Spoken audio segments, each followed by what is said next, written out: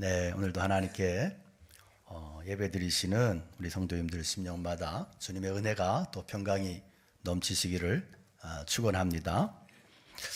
오늘 말씀은 예레미야 예언 중에 가장 희망적이고 아름다운 그런 부분에 속하는 말씀입니다. 즉 예루살렘이 이렇게 황폐하게 된 것은 하나님께서 이스라엘 백성들을 새로운 도자기로 만드시기 위해서 불에 넣는 연단의 과정이다 하는 겁니다. 그래서 선지자는 유다 백성들에게 이 고통의 과정을 싫어하지 말고 기쁨으로 받아들여라. 왜? 고난 후에는 하나님의 은혜가 영광이 너희들에게 회복될 것이니까. 그런 말씀입니다. 하나님의 백성들은 여러 어려움 속에서 한 가지 중요한 사실을 발견하게 되는데, 그것은 우리의 기업은 이 세상이 아니라 하나님이시다 하는 거예요. 우리 24절의 말씀 함께 읽습니다. 내 심령에 이르기를 여호와는 나의 기업이시니 그러므로 내가 그를 바라리라 하도다. 아멘. 자, 여기서 가장 중요한 단어는 기업이라는 단어예요. 기업은 조상 대대로 내려오는 자기의 소유나 밭이나 논이나 땅 이런 거예요. 옛날에 자기 소유가 있다, 자기의 땅이 있다, 이것은 엄청난 축복이죠. 왜냐하면 소작인의 경우는 농사에서 대부분 땅 주인에게 토해내고 나면 먹고 살기가 힘들어요. 그래서 늘 비참하고 가난하고, 그러나 땅 있는 사람은 거기서 나오는 소출이 다 자기 것이 되는 거죠. 또 열심히 일할수록 많은 결실을 얻을 수 있는 거죠. 그런데 이스라엘 자손들에게 기업은 땅이 아니라 하나님이었습니다. 이스라엘 백성들은 지금까지 자기들의 기업이 가나안 땅인 줄 알고 가나안 땅에 막 집착을 했어요. 그러니까 생각해 보면, 자, 애굽에서 뭐 했죠? 종살이 하다가, 그 다음에 어디 생활해요? 광야 생활하다가 가나안 땅에 들어가서 땅이 주어지니까 미쳐버리는 거야. 그렇잖아요. 미쳐버리는 거야. 그래서 땅에 막 집착을 해요. 그러다가 모든 거 다 잃어버렸어요. 왜냐하면 이 가나안 땅을 우리가 뭐라 해요? 약속의 땅이라 그러잖아요. 왜 약속의 땅이에요? 하나님 약속하셨지만 이 약속을 지켜낼 때 내가 거기에서 권리를, 축복을 누릴 수 있기 때문이에요. 그러니까 다 읽고 나서 보니까 이스라엘의 진짜 기업은 눈에 보이는 땅이 아니라 눈에 보이지 않는 하나님이셨다. 그럼 하나님이 기업이라면 어떻게 살아야 되느냐? 오직 하나님에게 집중된 삶을 살아야 되는 거죠.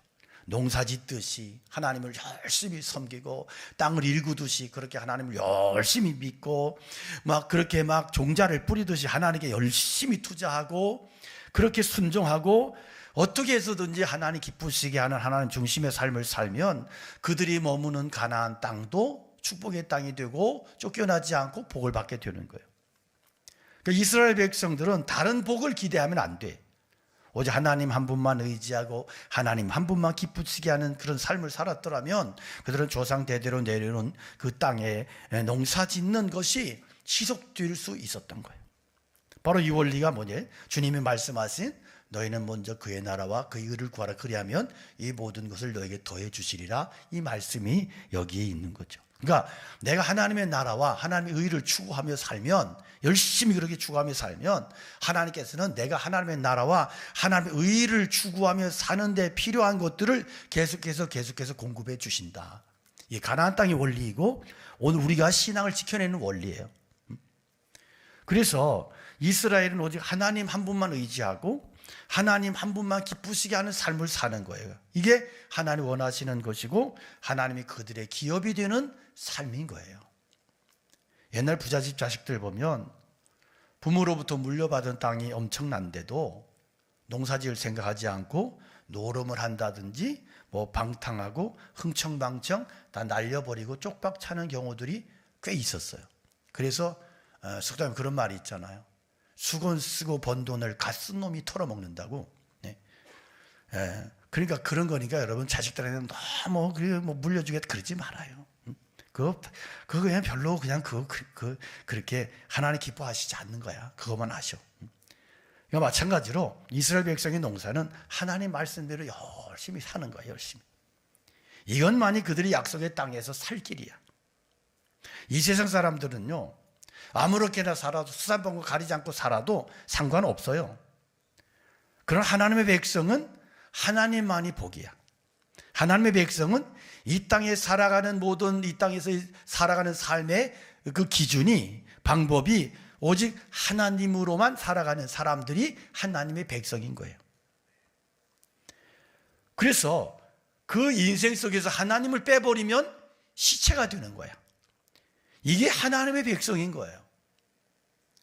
시편 1편을 보면 복 있는 사람은 악인의 길을 쫓지 아니하며 죄인의 길에 서지 아니하며 그리고 오만한 자의 자리에 앉지 아니하고 오직 여호와의 율법을 즐거워하여 그 율법을 주야로 묵상하는도다. 저는 시냇가에 나무 심으가 과실을 쫓아 시절을 찾아 과실을 맺으며 그 잎사귀가 마르지 아니한 같으니 그가 하는 모든 일이 다 형통하리로다 그랬어요. 악인은 그렇지 않으며 오직 바람에 나는 겨와 같도다. 자, 이 말씀은요, 복 있는 사람은 어떤 사람? 하나님을 내 기업으로 삼고 하나님의 말씀을 내 삶의 식과 법으로 삼고 살아가는 사람이다. 사실 하나님만 의지하며 세상을 살아간다 쉽지 않아요. 우리 너무 잘 알잖아요. 솔직히 어떻게 하나님만 의지하고 살겠어? 불가능하지 않아요? 그런데 우리 생각으로는 불가능할 것 같은데요, 그냥 열심히 그렇게 사는 거야. 순종하면서. 그래서 순종해야지, 믿음으로 살아야지, 하나님 기뻐하시는 뜻을 쫓아가야지. 그렇게 살면 신기하게도 이상하게도 하나님께서 그 길을 열어주신다는 거야. 이게 믿음의 법칙이에요. 왜? 기업은 쌍방적인 거예요. 그래서 우리 하나님만 의지하면, 우리 하나님만 의지하면 하나님도 우리를 의지해 주시고, 내가 하나님을 의지하면 하나님 의지하는 우리의 길을 하나님이 열어주시고, 할렐루야. 그래서 그 삶을 통해서 하나님의 무한하신 능력이 나타날 수밖에 없다. 이런 사람이 어떻게 세상에서 망할 수 있겠느냐는 거예요. 24절에 보면 뭐라 그래요? 함께 봅니다. 여호와는 나의 기업이시니 그러므로 내가 그를 바라리라. 아멘. 그래, 믿음이 뭐냐? 믿음은 하나님을 내 인생의 본업으로 삼고요, 주님을 바라보며 살아가는 거예요. 호세아 12장을 보면 이스라엘이 망한 원인을 호세아 선지자가 지적하는데 그 원인이 뭐라고요? 하나님을 바라보는 일에 실패했다. 왜 바라보는 데 실패했느냐? 그들의 마음이 정함이 없었대. 정함이 없었대. 다시 말하면 하나님만 바라보고 의지하기에는 세상 환경이 너무 힘든 거야. 그러니까 하나님을 의지하기보다는 힘센 애굽이나 난폭하기 짝이 없는 아수르나 뭐 이런 것을 하나님보다 더 두려워하고 하나님보다 더 의식하고 그렇게 의지했어요. 그랬더니 그들에게는 하나님의 능력이 다 떠나버리고 말았다. 우리 세상 살면서 이렇게 저렇게 흔들리고 휘청거리고 막 처백했다가 막 다시 천부의 의지 없어서 손 들고 옵니다. 그랬다가 다시 손 내리고 다시 죄 짓다가 다시 손 들고 오고, 이렇게 하는 인생에는 능력이 없다. 이렇게 하는 인생은 가장 비참한 인생이 될 수밖에 없다. 그래서 하나님의 능력은 오직 믿음에서 오는 것인데 그들이 하나님을 향한 믿음을 상실하는 순간 하나님의 능력도 떠나고 말았어요. 그래서 호세아 선지자는 빨리 하나님께로 회개하고 돌아와서 오직 주만 바라볼지라, 그 말씀이 거기 있잖아요. 주만 바라볼지라. 믿음은 바라봄의 법칙이다. 내가 주님만 의지하고 바라보면 하나님의 능력과 기적이 그의 삶을 통해서 계속 나타나진다. 할렐루야. 이 세상 사람들은요, 세상의 높은 목표를 달성하기 위해서 막 길을 써요. 그다음 목표가 또 달성이 더 높은 곳을 향해, 더 높은 곳을 향해 막 시지프스 신화에 나오는 그 이야기처럼 막 돌덩이를 들고 굴러 올라가, 막 더 높게, 더 높게, 더 높게. 정상에 올라갔더니 그게 또 굴러 떨어지네. 또 다시 지고 올라가고 솥동구리가 막 솥동 굴리듯이 막 그렇게 사는 게 인생이더라. 근데 이게 목표가 깨지면 또 우울해지는 거예요. 또 허무해지는 거예요. 만족이 없어. 그래서 방황하고 타락하게 되고 그렇게 가더라. 그러나 하나님의 백성에게는 하나님을 붙잡는 게 목표야. 그리고 하나님을 붙잡으면 어떻게 해야 되느냐? 성경에 보니까 기다리래. 기다리래. 붙잡으면 야호 하고 손을 놓는 게 아니고 붙잡고 그 다음에 뭐 하라? 기다려라. 기다려라. 뭐를? 하나님의 응답을, 하나님의 은혜를, 하나님의 능력을. 그래서 믿음은 참고 기다리는 거다. 하나님의 축복은 뭐냐? 기다리는 자에게 나타나지는 은혜다. 그래서 성경의 역사는 하나님을 참고 기다린 자들에게 나타나는 은혜의 역사예요. 25절 함께 봅니다. 기다리는 자들에게나 구하는 영혼들에게 여호와는 선하시도다. 아멘. 그래요. 믿음의 가장 중요한 원리는 참고 기다리면서 그 은혜를 구하는 겁니다. 성경은 수없이 믿음은 서두름이 아니라 기다림이다. 이렇게 진언해요. 다시 말해요. 믿음은 뭐다? 서두름이 아니다. 기다림이다. 그런 말 있잖아요. 서두르면 이스마엘 나오고 기다리면 이삭이 나온다고. 사람들은요, 믿음을 자꾸 서두름이라고, 특히 한국 사람들 얼마나 서두르는지 몰라요. 근데 이런 왜곡된 신앙에 한몫한 게 부흥회예요. 부흥회가 한국교회에 많은 은혜를 끼친 거 맞아요. 굉장히 많은 은혜도 끼치고 부흥에 많은 은혜 끼친 건 사실이지만, 부흥의 단점이, 문제가 뭐냐 하면 너무 극단으로만 몰고 가는 거야. 극단으로만.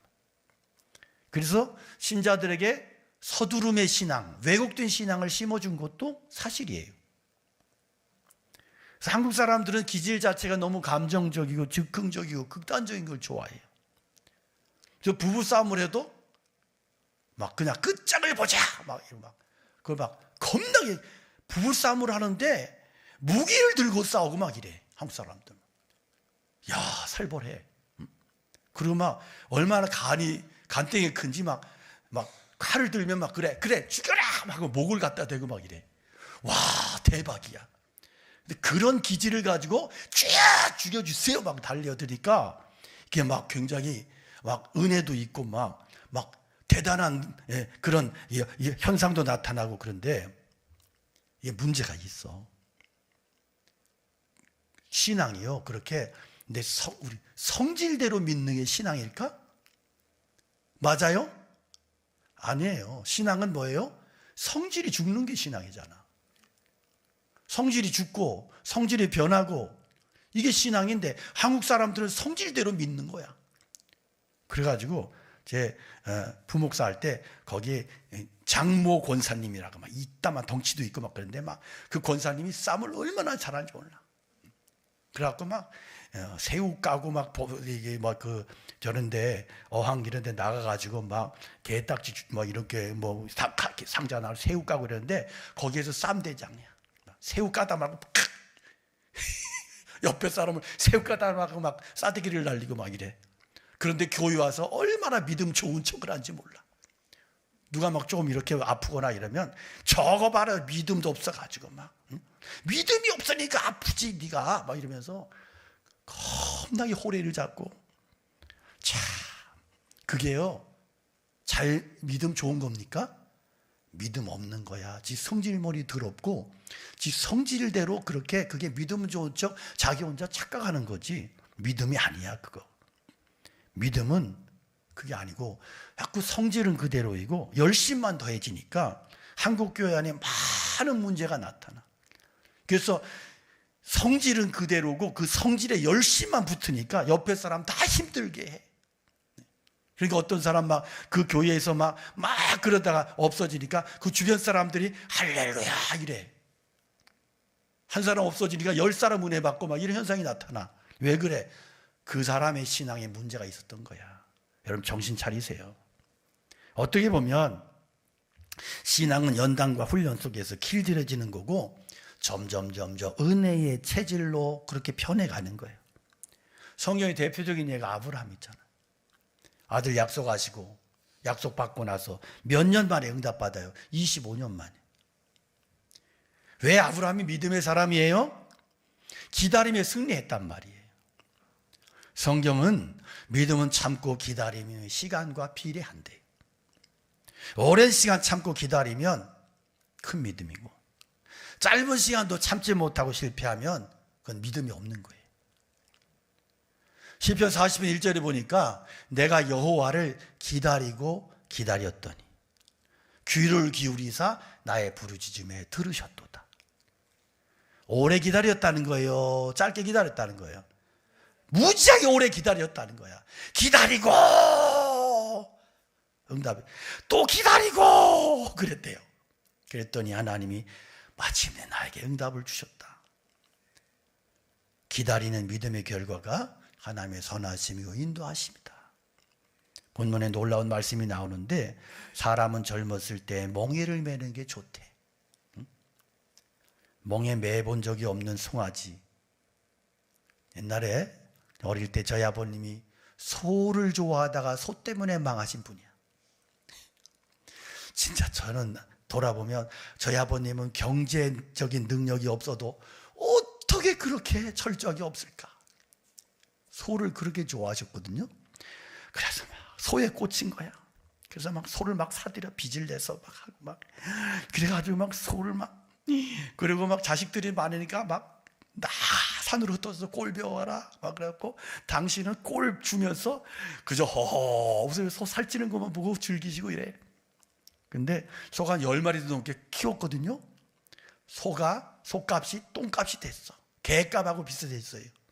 그런데 그런 상황에서 이제 저희 집이 다 팔고 이제 이 면소재지로 이사를 가게 되는 상황이 벌어졌는데, 그때 계약을 해놓고 막 이런 상황에 소값이 똥값이 되는 바람에 다 팔고도 빚을 지고 막 그러고 갔어. 그래가지고 소 그래놓고 또 계속 저희 형님하고 어머님한테 니들 때문에 소 다 팔아먹었다고, 니들이 고집을 써서 소를 다 잃어버렸다고, 술도 안 드시는 분이 얼마나 저녁마다 온 가족들을 갖다 꿇어 앉혀놓고 얼마나 화풀이를 했는지. 너무 진도가 많이 나갔네. 여기까지 얘기하려고 했던 건 아닌데. 근데 이렇게 소를 키우다 보니까 어릴 때도 소 구경을 많이 했잖아요. 근데 소 키우다 보면 소가 이제 좀 어느 정도 크면 이제 소를 딱 잡아서 이제 중송아지 정도 되면 코를 뚫어요. 송아지를. 그 코 뚫는 거 보신 분? 예, 예. 아유, 보셨구나. 아유, 천여자구나, 권사님. 예. 이제 송아지를 딱 이제 장정 둘이 딱 잡고, 그 다음에 이제 이 다래나무 순을 이렇게 삶아요. 다래나무 순을 삶아서 딱 휘어. 그리고 끝을 삐죽하게 해가지고 코하고 코 사이에다가 콧둘레를 넣어서 뚫러. 피도 나오고 그래. 막 송아지가 막 난리치지. 그래갖고 이제 그때부터 밧줄을 매가지고 기를 드리는 거야. 근데 이제 어떻게 하다가 너무 커버려서 소가. 그러면 코 뚫는 일이 장난이 아니야. 막 장정이 붙잡고 있다가 막 해버리면 막 냅다 쓰러지면 막 소가 막 산으로 가면 그놈의 소 붙잡느라고 아주 막 난리를 치기도 해요.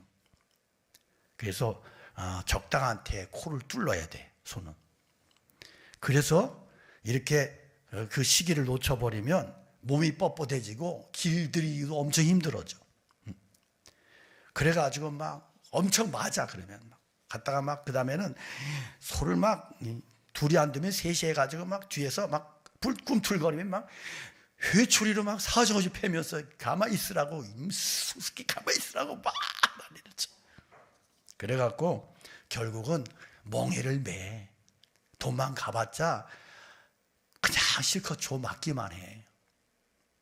여기 신앙의 원리가 있어요, 여러분. 저는 청년 시절에 어린 나이 투병 생활하면서 목표를 일찍 시작했고, 돌이켜보면 저는 그 삶이 제 인생의 가장 큰 축복이었어요. 어린 나이에 이렇게 힘들고 열악한 환경 속에서 살아남고 견디고 그러다 보니까 웬만한 환경은 이렇게 겁나지 않은 그런 좀 배짱이 생기더라고요. 그래서 막 그 어린 나이에 뭐 목회한다고 뭐가 뭔지도 모르는데 뭐 맨날 설교해야지. 정말 너무 힘든 거예요. 그래서 제가 이제 청년 시절이 없어요. 저는 청년 시절에 남들이 열심히 뭐 먹고 즐기고 막 뭐 바람 피고 막 이렇게 할 때 저는 뭐 청년 시절부터 목회 현장에 뛰어들어가 가지고 거기서 막 이렇게 막 그렇게 살아남고 그렇게 외로운 싸움을 하고 막 힘든 세월을 지내고 그러다가 이제 뭐 미쓰리 만나 가지고 막 사역과 연애를 동시에 하느라고 또 막 그러다가 뭐 결혼하고 뭐 그리고 또 뭐 목회 계속 이렇게 쉼 없이 그걸 달려왔고요. 그래서 제 목회 인생은 뭐 그런 줄 알고 살았습니다. 그래서 안식년도 없이 계속 달려오고 그러다가 이제 제가 당회에 얘기해가지고 그래서 안식을 한 달을 받았는데 안식을 한 달을 좀 이렇게 선교지로 나가 좀 쉬려고 하다 보니까 좀 이렇게 또 그것도 또 마음이 안 편한 거예요. 그래서 이제 종교개혁지 순례를 빡세게 보름을 하고 그리고 나머지 이제 보름은 또 동해안 가가지고 좀 쉬는데 이게 어깨가 탈이 나가지고 계속 거기서 이제 그냥 고통스럽게 막 그러고 있다가 쉬지도 못하고 그러다 그냥 세상 말로 나는 팔자 아닌가도 그리고 그냥 짐 싸가지고 올라왔는데 근데 이렇게 젊은 시절에 제가 받았던 제 인생의 훈련이 제 목회 인생의 큰 유익이 되고요. 그런 제가 늘 그것이 오히려 제게 감사하는 조건이 되었습니다. 그래서 앞으로는 좀 제가 당회에서 얘기해가지고 이렇게 부교육자들에게도 여름 휴가를 한 보름씩 좀 이렇게 주려고 그래요.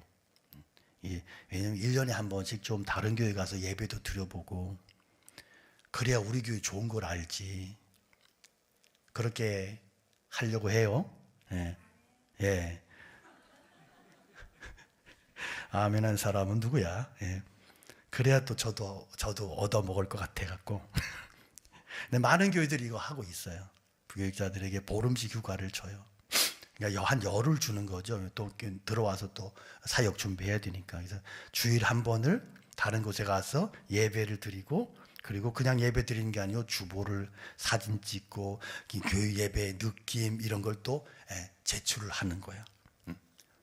그렇게 하면 좋을 것 같죠? 여러분 허락해 주시고 그렇게 요즘 많은 교회들이 그렇게 합니다. 우리 황세현 목사님도 좀 애들 새 키우래 고생해서 그렇게 좀 해주고 싶어요 제가. 그런데 아멘도 안 해. 관둬. 여기서 젊어서 멍에 맨다 그러니까 뭐 젊어서 고생은 사서서 한다 그런 말이 아니에요. 여기 젊어서 멍에를 맨다 이 말은요 하나님 말씀에 멍에를 메고 사는 거야. 젊을 때부터 하나님의 말씀에 멍에를 메고 살아가는 게 좋다는 거야. 그렇게 하는 게. 왜냐하면 그렇게 할 때 우리의 인생이 헛된 인생 살지 않고 하나님께 붙들린 창조적인 능력 있는 삶을 복된 인생을 살아가게 되더라 하는 거예요. 그래서 이왕 예수 믿을 바에는 일찍부터 예수를 믿고 하나님의 백성으로 살아라. 다니엘처럼 요셉처럼 그런 인생에는 놀라운 일들이 일어나잖아요. 그래서 그렇게 하면서 젊을 때부터 멍에를 메고 말씀의 멍에 사명과 충성의 멍에를 메고 그래서 이번에도 중직자들을 세우고 하는데 저는 젊은 사람들이 좀 이렇게 일꾼들이 좀 있어서 교회가 그래서 일꾼들이 젊은 사람들이 세움받고 젊은 사람들이 일찍부터 충성하고 그래서 또 일찍부터 장로님도 되고 교회가 이렇게 돼야 돼요. 그래야 교회가 건강한 교회, 더 은혜로운 교회가 될 수 있잖아요. 기도해 주시고요. 그런 교회를 우리가 세워가야 돼요. 젊을 때 멍에 메고 배우면 그 다음에 남은 날들은 말씀으로 승리하는 삶을 살게 되는 거예요. 그리고 젊을 때 말씀으로 이렇게 고난을 받고 훈련받으면 모난 부분들이 깎여지고 좋은 신자가 되는 거예요. 그러니까 나이가 많아가지고 예수님 앞에 돌아오고 뭐 그냥 이렇게 그 귀한 세월 다 보내고 예수께로 나옵니다. 이런 사람은 그저 해봐야 별로 이 인생에 그렇게 창조적인 인생, 믿음의 삶을 못 살더라고. 늦게 40이 넘고 50이 넘어가죠. 그제서 처음으로 교회 온 사람들은 그저 해봤자 최대치 해봐야 11조 정도 할까? 그 정도 외에는 못해. 할 수가 없어. 그러니까 젊을 때부터 멍에를 매야지. 청년 때부터 멍에를 매고 그렇게 할 때 하나님 앞에서 귀하게 쓰임받는 인생이 되더라는 거예요. 그래야 불순물이 빠져나가고 명품 신앙의 명품 백성이 되더라 하는 거예요. 우리가 처음 고난 당할 때는 왜 자기가 이런 처지에 있어야 되는지 굉장히 비참한 느낌을 가지게 됩니다. 특히 사람들에게는 상대적인 빈곤감이라는 게 있어요. 그래서 자꾸 남하고 비교하면서 비교의식 때문에 이렇게 우울해지고 스스로가 비교만 하고 이래요. 그러나 하나님의 백성이 진짜 은혜 받으면 어떤 현상이 나타나냐면 하나님이 나를 낮추시는 게 깨달아져. 낮추시는 걸 이해가 하는 거예요. 그 속에서 하나님의 뜻을 발견하게 되는 거야. 하나님이 우리를 그렇게 낮추시고 고난을 주시고 비참한 상태도 허락하시는 이유가 뭐예요? 사랑이에요. 사랑. 하나님의 사랑 때문이에요. 그 속에서 불순물을 제거하시고 하나님의 존귀한 자로 그렇게 만드시기 위해서 불의 연단을 하시는 것. 이걸 우리가 이해할 때 이 세상에 유명해지고 돈 많이 벌고 이런 것보다 하나님이 원하시는 모습으로 그렇게 빚어지고 만들어지는 것이 최고의 축복인 것을 알게 되는 거예요. 그래서 그때는 진정으로 고난에 대해 감사하고 그 고난을 사랑하게 되는 겁니다. 그래서 그런 믿음의 경지에 이르게 되면 누군가 우리를 욕할 때 30절에 자기를 치는 자에게 뺨을 돌려대어 치욕으로 배부릴지어다. 이 말씀처럼 누가 나를 욕할 때 기쁨으로 그 욕을 받아먹고 그 욕으로 그렇게 그걸 받아먹어서 배가 부르는 거예요. 그래도 그 치욕을 넉넉히 배가 부르도록 받아먹을 수 있는 여유가 있는 이유는 하나님의 손 안에서 아름답게 변화되고 있다는 것을 믿기 때문인 거예요. 그러면 하나님께서는 그런 믿음 가진 우리를 31절의 약속대로 영원히 버리지 않으실 것입니다. 여기 보면 하나님의 놀라운 뜻이 나오는데 32절 33절 함께 읽습니다. 그가 비록 근심하게 하시나 그의 풍부한 인자하심에 따라 긍휼히 여길 것임이라. 주께서 인생으로 고생하게 하시며 근심하게 하심은 본심이 아니시로다. 아멘. 여러분, 하나님은 우리가 절대로 근심하는 것을, 고생하는 것을 좋아하지 않으세요. 단지 우리로 하여금 영원한 보석 만드시기 위해서 어쩔 수 없이 그렇게 하시는 거예요. 하나님은 우리를 일시적으로 근심하게 하시지만 곧 우리를 아름답게 회복시켜 놓으실 것입니다. 자, 이전까지 예루살렘 사람들은 자신이 당하는 고난이 하나님이 돕지 않으셔서 망했다고 생각했어요. 그래서 절망했는데 아닌 거예요. 이게 하나님이 주시는 연단이라고 생각하니까 희망이 보이기 시작하는 거예요. 그래서 믿음은 해석이다. 어떤 해석을 가냐에 따라서 절망으로 가기도 하고 희망으로 가기도 하는 거예요. 그래서 그들이 거기서 자신들의 과거의 교만을 보게 됐는데 그 내용이 34절에서 36절까지 말씀입니다. 함께 읽습니다. 세상에 있는 모든 갇힌 자들을 발로 밟는 것과 지존자의 얼굴 앞에서 사람의 재판을 굽게 하는 것과 사람의 송사를 억울하게 하는 것은 다 주께서 기쁘게 보시는 것이 아니로다. 아멘. 자, 이게 뭐예요? 예루살렘 사람들도 한 짓이 뭐예요? 가난한 자들 다 내어쫓고요, 그들의 땅을 차지하고요, 그래가지고 예루살렘을 부자 동네로 만들어 놓은 거야. 그리고 예루살렘이 어떻게 그렇게 기름지고 부자 동네가 될 수 있었어요? 어떻게? 가난한 사람들의 것을 뺏고, 그리고 그들을 먼 나라를 노예로 팔아버리고, 그리고 자기들이 부자들만 남아버린 거야. 힘 있는 사람들만 남아서 떵떵거리고 살고 있었던 거야. 그러니까 그렇게 교만을 떨고 그렇게 기고만장 떨다가 이제 바닥에 처박히고 나니까 그런 불신앙과 악함 때문에 하나님께로부터 버림을 받았다. 이걸 깨닫게 된 거예요. 이게 결국은 하나님을 적으로 만들어 버린 거예요. 이제 깨달은 것은 절대로 약한 자들의 눈에서 피눈물 흐르게 해서는 안 된다 하는 겁니다. 하나님 그것을 결코 기뻐하지 않으세요. 그런데 하나님께서 우리의 잘못을 깨닫게 하실 때에는 그것이 우리에게 소망의 증거라는 거예요. 여러분, 우리에게 너무 늦다는 것은 없어요. 이제 유다 백성은 모든 것이 하나님의 손안에 있음을 인정하게 됐어요. 40절 41절 봅니다. 우리가 스스로 우리의 행위들을 조사하고 여호와께로 돌아가자. 우리의 마음과 손을 아울러 하늘에 계신 하나님께 들자. 아멘. 여러분, 바로 이것이 망한 유다 백성에게 결정적인 말씀입니다. 먼저 우리는 남을 원망하기 전에 우리 자신의 행위를 조사하자는 거예요. 우리에게서 하나님 기뻐하지 않는 것이 무엇인지 조사해야 돼요. 이건 개인적으로도 해야 되고 교회적으로도 해야 돼요. 우리 마음과 손을 아울러서 하늘에 계신 하나님께 들자 그랬어요. 마음 따로 손 따로가 아니에요. 신앙 따로 생활 따로가 아니에요. 마음과 손을 하나님께 함께 들어야 돼. 이렇게 드는 것은 모든 것을 다 맡기는 것이고 찬양하는 것이고 예배하는 것이에요. 무릎 꿇는 것이에요.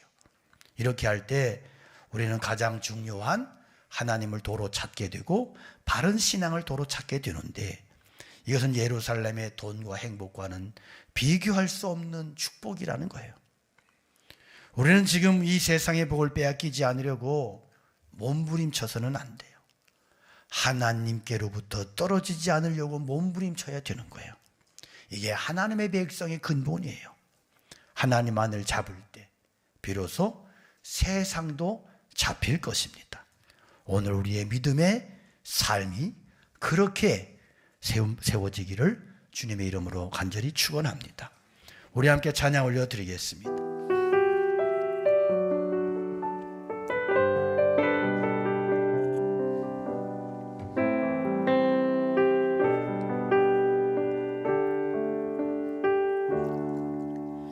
주님 내 길을 잘 아시고 내 걸음 아시네.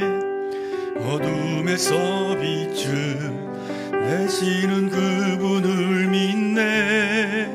무엇으로 주를 섬길지 어디로 가야 할지 헤매이는 날 길을 여시네. 주님 내 길을 잘 아시고 내 걸음 아시네. 어둠에서 빛을 내시는 그분을 믿네. 무엇으로 주를 섬길지 어디로 가야 할지 헤매이는 나를 아시고 길을 여시네. 내 삶은 주의 것, 내 삶은 주의 것. 온전한 신뢰를 주께 드리네. 보이지 않아도 믿음으로 걷네. 주 영광 바라보며 주만 따르네. 내 삶은 주의 것, 내 삶은 주의 것, 내 삶은 주의 것. 온전한 신뢰를 주께 드리네. 보이지 않아도 믿음으로 걷네. 영광 바라보며 주만 따르네. 옳은 길을 따르라. 좁은 길을 따르라. 승리의 주 영원한 생명 되시네. 고난 산중의 순종을 배워가며 너의 모든 삶 맡겨드리라. 내 삶은 주의, 우리 손을 들어 고백합니다. 내 삶은 주의 것 온전한 신뢰를 주께 드리네. 보이지 않아도 믿음으로 걷네. 주 영광 바라보며 주만 따르네. 우리의 말씀을 기억하며 주님, 오직 주님만 바라보기 원합니다. 내가 어떤 상황 환경 속에서도 주님만 바라보는 신앙에, 그 신앙에 승리하게 하여 주옵소서. 주님이 허락하신 것이라면 그 이후에 최상의 것으로 이끄심에 인도하시는 그 주님의 은혜와 섭리가 있음을 바라보고 끝까지 승리하는 삶을 살게 하여 달라고 우리 함께 말씀 붙잡고 기도하겠습니다. 아버지 하나님 감사합니다. 오늘도 저희들의 삶을 주장하여 주시고 붙잡아 주시고 주의 말씀을 통해서 오늘 우리에게 귀한 믿음의 원리를 다시 한번 깨닫게 하시고 말씀해 주시니 감사합니다. 저희들의 삶을 통해서 온전한 믿음이 주님께 드려지기를 원합니다. 하나님께서 원하시는 삶, 주님이 기뻐하시는 삶을 살아갈 수 있도록 저희들의 믿음을, 삶을 붙들어 주시고 은혜를 더하시고 축복하여 주시옵소서. 그래서 아버지 하나님, 저희 삶을 통해서 주님의 뜻을 이루게 하시고 주님의 말씀이 나의 삶을 통해 성취되고 주님께서 원하시 기뻐하시는 믿음의 삶을 통해서 주님의 뜻을 이루고 주님의 의를 이루고 주님의 나라를 이루는 믿음의 종의 삶을 살아가게 하여 주시옵소서. 하나님 아버지, 오늘도 우리에게 말씀을 통해서 참된 신앙을, 참된 믿음을 우리에게 말씀해 주셨습니다. 주님, 우리는 하나님을 믿는다 하지만 얼마나 많은 경우에 내 기질을 따라, 내 기분을 따라, 내 생각을 따라, 내 요구를 따라 그렇게 하나님을 내 뜻에 맞추고 하나님을 내 기분에 맞추고 하나님을 내 생각에 맞춰서 그래서 믿는다고 하지만 엉터리 믿음에 길들여지고 믿는다고 하지만 불신앙과 다름없는 그러한 자리에 서서 열심히 주님의 이름을 부르지만 우리의 삶은 하나도 주님을 인정하지 않고 주님을 따르지 않고 그래서 변화도 감동도 그리고 은혜도 없는 그러한 삶을 살아갈 때가 얼마나 많은지, 또 그렇게 익숙한 삶을 살아오지는 않았는지 저희들의 신앙을, 삶을 돌아보기 원합니다. 그래서 하나님, 정말 내게는 힘들지만 내가 그렇게 살아가는 것이 힘들고 어려울지라도 그런 하나님의 뜻에, 말씀에 그렇게 내 삶을, 내 기질을, 성격을, 내 삶의 방향을 맞추고 주님이 원하시는 방향을 따라 살아갈 수 있는, 그래서 마침내 우리 인생을 통하여 승리하게 하시고 또 붙잡아 주시는, 충만케 하시는 하나님의 능력과 승리를, 축복을 온전히 누리며 나가는 하나님의 거룩한 존귀한 백성들로 살아갈 수 있도록 저희들을 축복하여 주시옵소서. 이제는 우리 주 예수 그리스도의 은혜와 하나님 아버지 큰 사랑하심과 성령님의 감화 감동 위로 역사하심이 주의 말씀을 듣고 그리고 결단하고 세상을 향해 나가는 모두 위에 늘 함께 계시옵기를 간절히 축원하옵나이다. 아멘.